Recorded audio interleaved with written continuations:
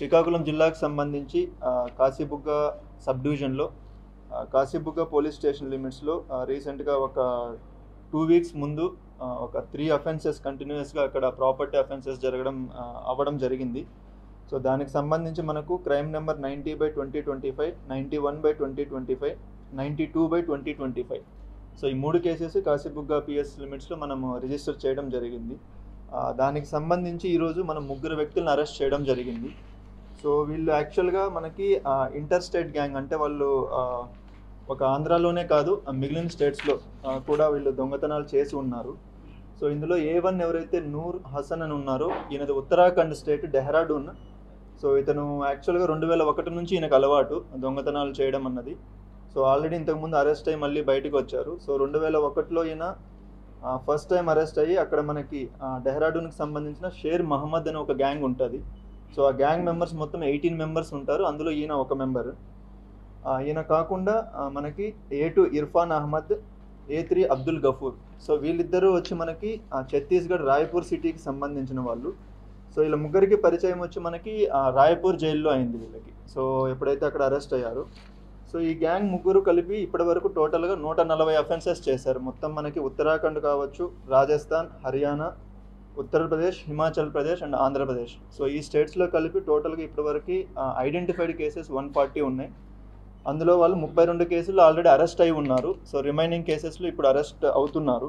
So మనకి మిగతా states కూడా అది కమ్యూనికేట్ చేయడం జరిగింది. ఇప్పుడు మన శ్రీకాకుళం వరకు సంబంధించి వీళ్ళు టోటల్గా 14 అఫెన్సెస్లో ఏదైతే అఫెన్స్ చేశారో, అంటే 2023లో ఒక అఫెన్స్, 2024లో 9 అఫెన్సెస్, 2025లో 4 అఫెన్సెస్ చేశారు వీళ్ళు.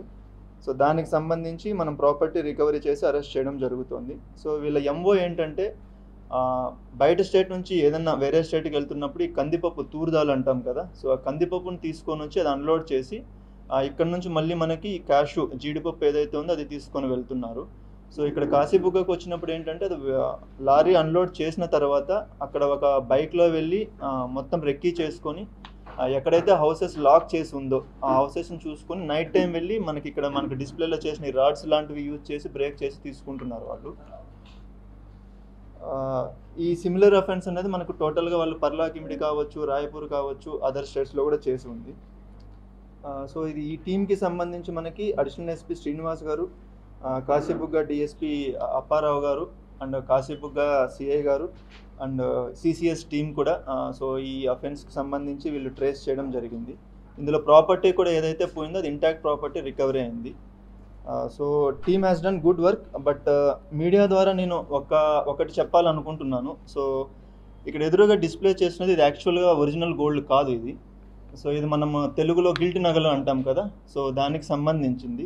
సో స్పెసిఫిక్గా ఈ పర్టికులర్ అఫెన్స్లో మనకు కంప్లైంట్ వచ్చినప్పుడు ఏం చెప్పారంటే, మాకు ఒక దొంగతనం జరిగింది, మా దగ్గర 9 తులాల గోల్డ్ పోయిందన్నది కంప్లైంట్. సో ఎప్పుడైతే మనం ఈ గ్యాంగ్ని పట్టుకొని ఇంటాక్ట్ ప్రాపర్టీ రికవరీ చేశామో అప్పుడు ఇది చెక్ చేయించినప్పుడు ఇది యాక్చువల్గా గోల్డ్ కాదు, ఇది గిల్ట్ గోల్డ్ అని చెప్పి తెలిసింది. సో మనం కంప్లైంట్ని క్రాస్ చేసినప్పుడు దెన్ వాళ్ళు అగ్రి అవుతారు. సో మేము ఇది గిల్ట్ నగలే, మేము కంప్లైంట్ ఇట్లా ఇచ్చామని చెప్పి చెప్తారు.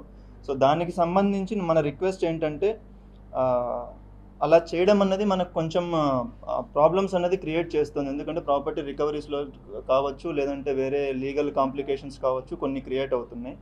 ద అదర్ అఫెన్స్ ఆల్సో ఈ 90/25 అఫెన్స్ ఏదైతే ఉందో, వీళ్ళు సిల్వర్ 10 కిలోలు పోయిందని చెప్పి కంప్లైంట్ ఇస్తారు. బట్ యాక్చువల్గా పోయిందైతే 3 కిలోసే. సో పోయిన దానికన్నా ఎక్కువ ప్రాపర్టీ పోయిందని చెప్పి కంప్లైంట్ ఇవ్వడం. సో ఇది కూడా మనం కంప్లైంట్స్ తోటి మాట్లాడినప్పుడు వాళ్ళు కూడా అగ్రి అవుతారు. సో వాళ్ళను కూడా మనం మెజిస్ట్రేట్ దగ్గరికి తీసుకొని వెళ్ళి లీగల్ ప్రొసీజర్ ప్రకారం అవన్నీ చేయడం జరిగింది.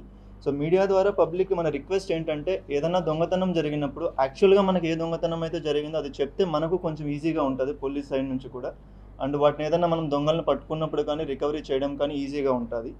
సో ఎవరిని ఇబ్బంది పెట్టాలని కాదు, కానీ బట్ ఇలా చేసినప్పుడు మాత్రం మనకి చట్ట ప్రకారం కంప్లైంట్స్ పైన కూడా మనం చర్యలు తీసుకోవచ్చు.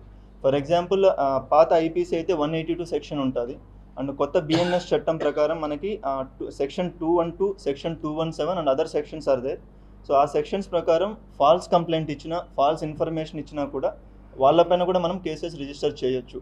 సో మనకి పబ్లిక్కి రిక్వెస్ట్ ఏంటంటే, ఏదన్నా ఒక అఫెన్స్ జరిగినప్పుడు అక్కడ నిజంగా ఏం జరిగిందో అది చెప్పండి. సో దట్ మన పోలీస్ వైపు నుంచి కూడా 100% దానికి ఎఫర్ట్స్ పెట్టి దాన్ని ట్రేస్ చేయడం అనేది జరుగుతుంది. మరిన్ని వీడియోస్ కోసం ఛానల్ ని సబ్స్క్రైబ్ చేయండి. లేటెస్ట్ అప్డేట్స్ కోసం వాట్సాప్ ఛానల్ ని ఫాలో అవ్వండి. ఆ లింక్ డిస్క్రిప్షన్ లో ఉంది.